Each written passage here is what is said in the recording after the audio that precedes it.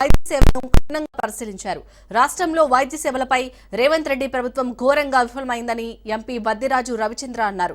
కేసీఆర్ హయాంలో సిబ్బందితో దవాఖానాలు కిటకిటలాడేవని బీఆర్ఎస్ ఎమ్మెల్యేలు ఆరోపించారు. ఆసుపత్రిలో కనీసం నీళ్ల వసతి కూడా లేదని 6 నెలల నుంచి సిబ్బందికి జీతాలు రాకపోవడం విచారకరమని బద్దిరాజు విమర్శించారు. ఇప్పటికైనా వసతులు మెరుగుపరిచి పేదలకు సత్వర వైద్య సేవలు అందేలా తగు చర్యలు తీసుకోవాలని ప్రభుత్వాన్ని డిమాండ్ చేశారు.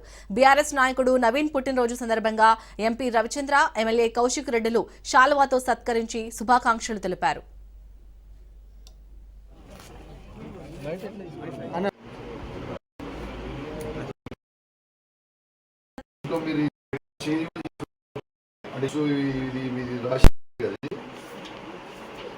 రాసినా కూడా మీరు చూడవచ్చు. ఇవ్వండి, ఇదే కూడా పింక్ కలర్ లోనే ఉంది. ఇంకా అంటే కేసీఆర్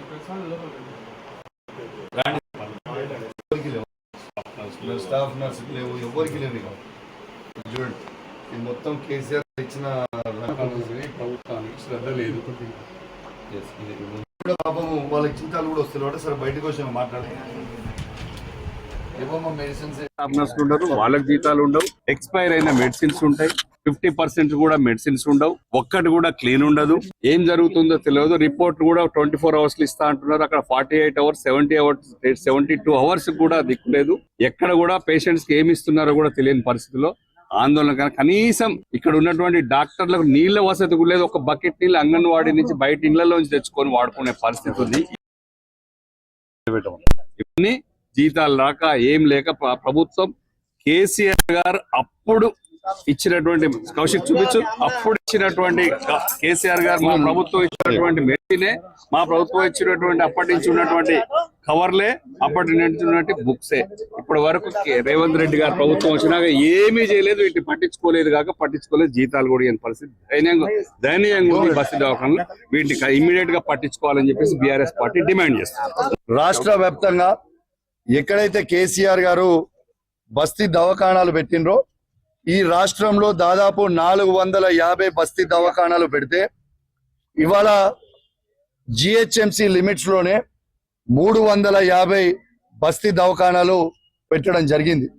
ఇలా యూసుఫ్గూడ డివిజన్ లో యూసుఫ్గూడలో ఉన్న బస్తీ దవాఖానాకి విజిటింగ్ గా నేను, నాతో పాటు మా పార్లమెంట్ సభ్యులు రవి గారు, ఇలా జుబ్లీహిల్స్ ఇప్పుడు ఎమ్మెల్యేకి పోటీ చేస్తున్న గోపీనాథ్ సునీత గారు, ఇలా మాతో పాటు అనేక పార్టీ సభ్యులందరం కూడా వచ్చి ఇలా బస్తీ దవాఖానా విజిట్ చేయడం జరిగింది.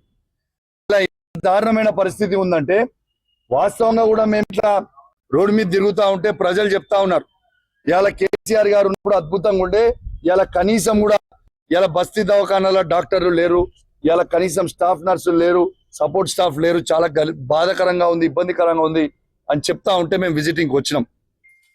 ఇలా ఎంత బాధాకరం అంటే ఇలా అద్భుతంగా ఉండాల్సిన దవాఖానాలు ఇలా దవాఖానానే సుస్థి చేసిరంటే అది రేవంత్ రెడ్డి గారికే ఈ క్రెడిట్ జరుగుతుందని చెప్తా ఉన్నాను.